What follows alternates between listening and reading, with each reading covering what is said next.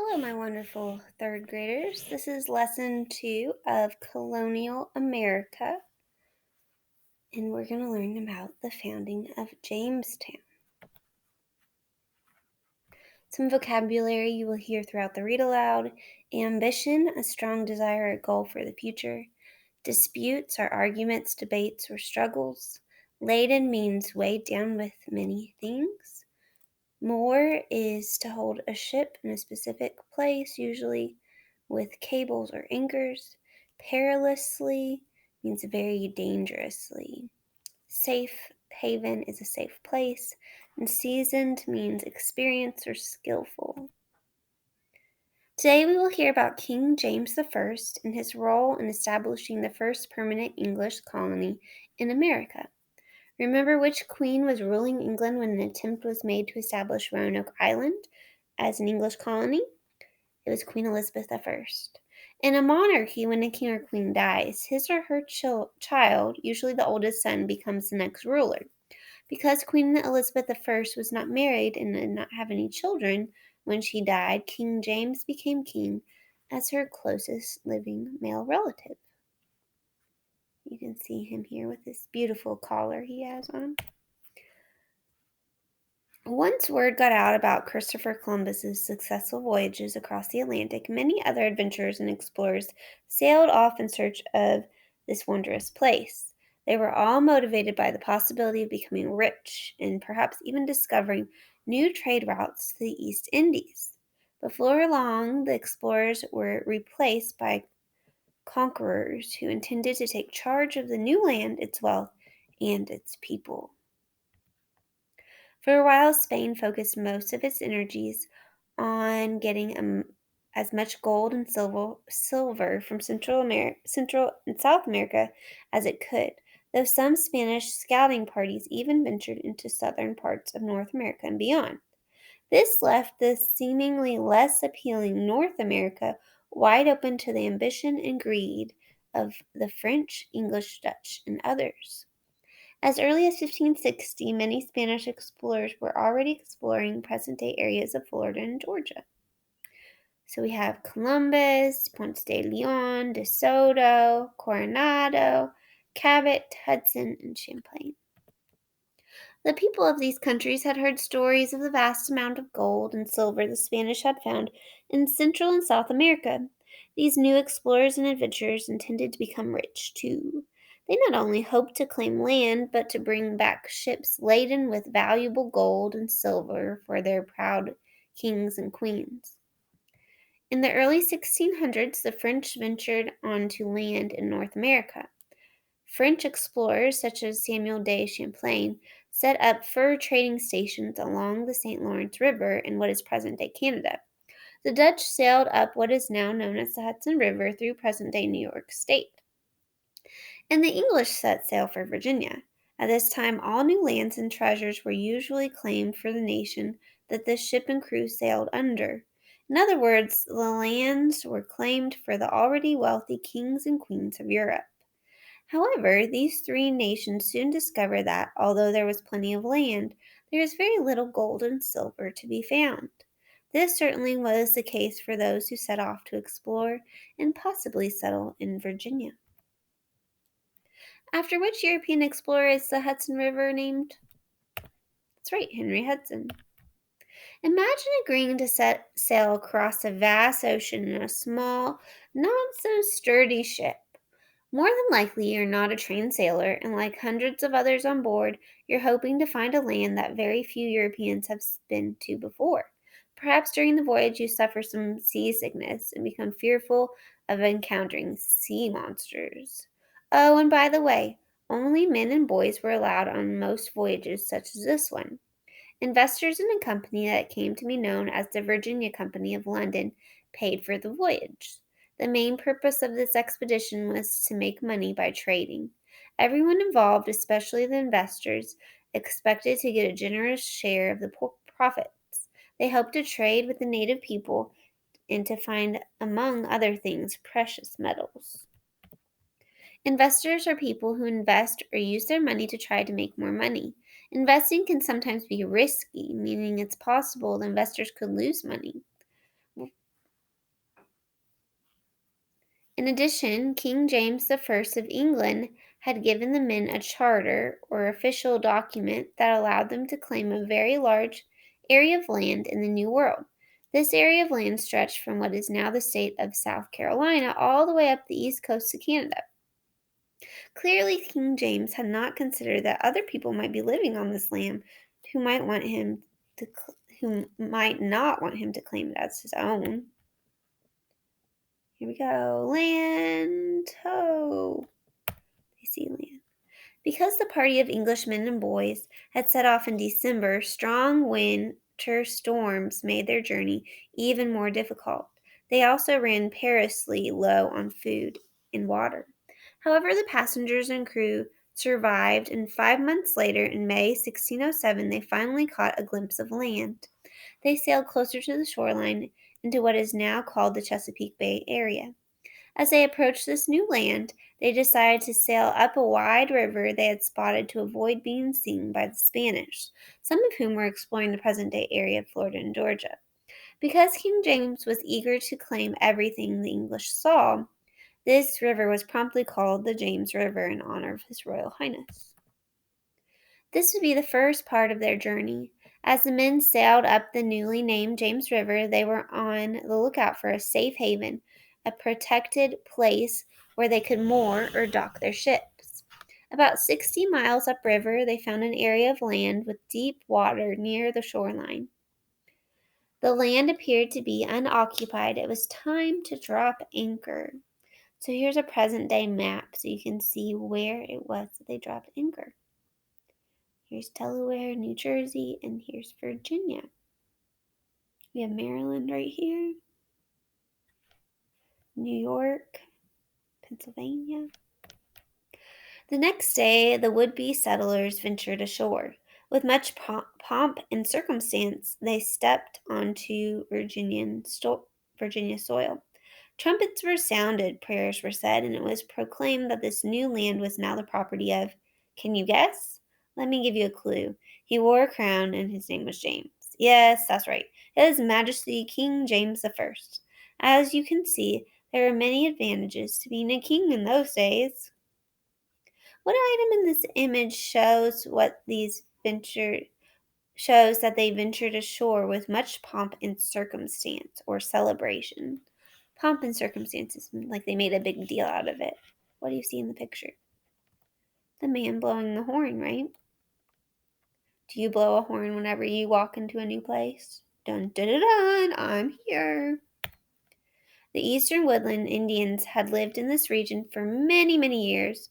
What they thought of the arrival of these invited visitors is not clear.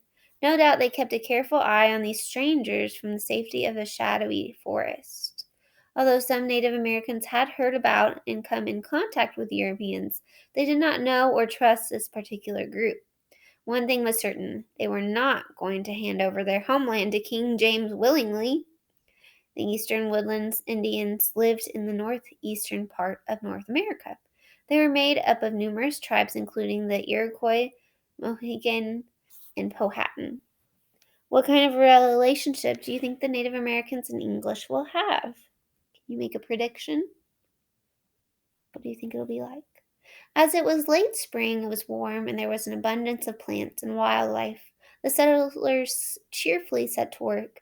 They began to construct a small settlement containing basic homes, a storehouse, and a chapel. To protect their settlement, they built high walls made of logs around it and placed a cannon nearby. There was only one possible name for this new settlement, and it was, of course, Jamestown, after the king. Jamestown became England's first permanent settlement in America. Why was Roanoke Island not considered the first permanent settled English colony in America? Because was it permanent? Permanent means it stays around for a long time, forever, really. No, right? It was the lost colony. It disappeared. No one knows where they went. It wasn't long before a group of Powhatan, led by a chief of the same name, came to watch what these intruders were up to. As the days went by, the Powhatan became angry at the sight of what appeared to be the construction of a permanent settlement. Eventually, the Powhatan took action and attacked the settlers. Remember, the Powhatan was a tribe of East Woodland Indians. Were your predictions correct about the relationships between the Native Americans and English? The settlers had not chosen the site of the settlement wisely. So close to the water, the land turned out to be marshy and full of mosquitoes.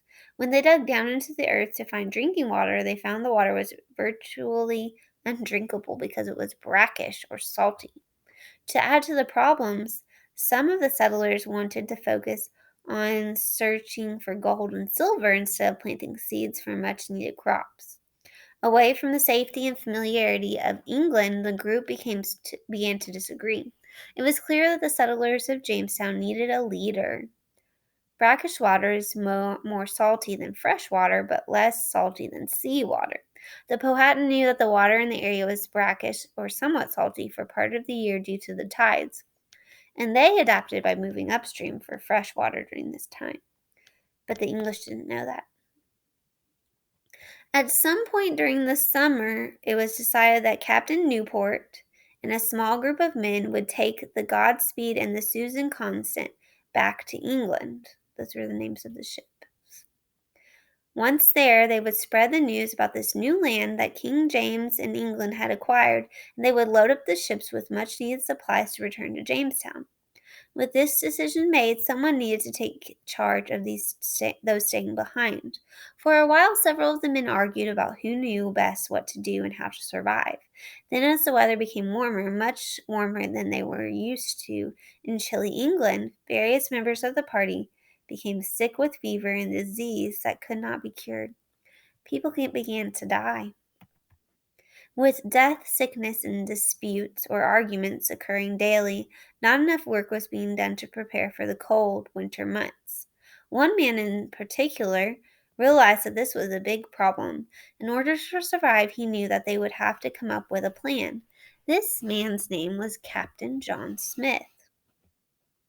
What do you think Captain John Smith's plan will be? You will hear more about John Smith and Jamestown in the next read aloud. Why did the colonists come to Jamestown from England? King James I and the investors wanted to make money by bringing back ships laden with gold and other riches. In late December 1606, 3 ships sailed from England to the New World under Captain Christopher Newport. What were the names of these ships? The Discovery, the Susan Constant, and the Godspeed. What types of people sailed on these ships? They were seasoned sailors, well-known adventurers, farmers, skilled craftsmen. Why do you think men and boys were allowed to travel on the Discovery, the Susan Constant, and the Godspeed, and women and girls were not? Why do you think that is? The English colonies were divided into 3 different regions. In which region is Jamestown located? The southern region. It's in Virginia. Why is this colony so important in American history? It was the first permanent English colony settled in North America. In what year was this first permanent English settlement established? 1607. After the Jamestown colonists found a safe haven on the land along the James River, where they decided to moor their ships, what challenges did they face in this very different land?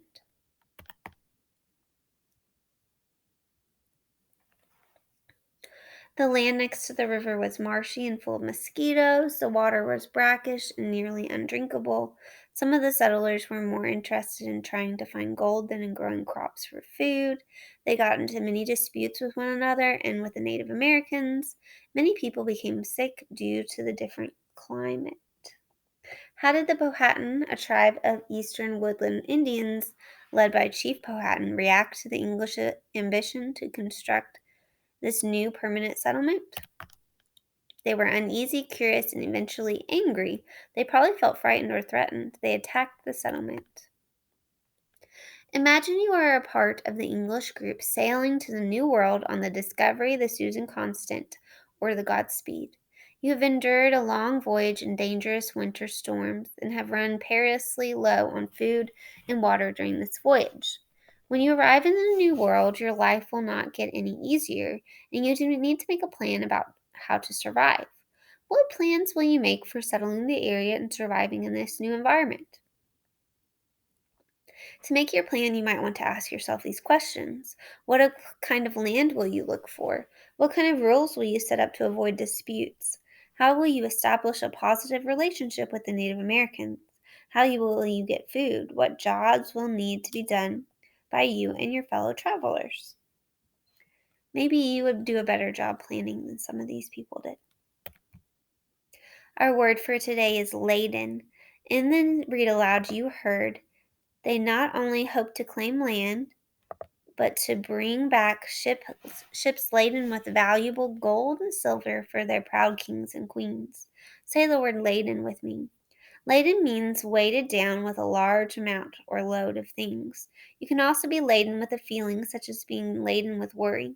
When my mother comes home from the grocery store, she is usually laden with many bags of fruits and vegetables. Have you ever been laden with things? What were you laden with? Have you ever seen anyone or anything else laden with things? Try to use the word laden in a sentence. We will do this timeline together later. You have a journal entry to do. You're going to fill out this flag for Jamestown, and you're going to fill out as much as you can. So we know a little bit about the geography and climate. The seasons change.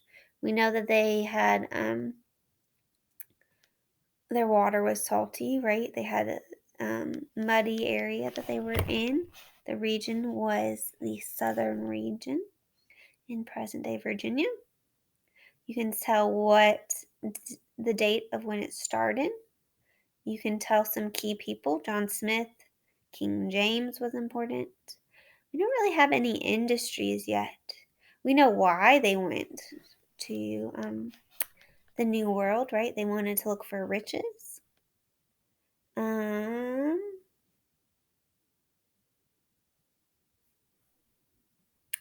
put some details that you've come up with so far. We will have to learn a lot more about Jamestown in our next read aloud. I'm excited to find out more. Hope you are too.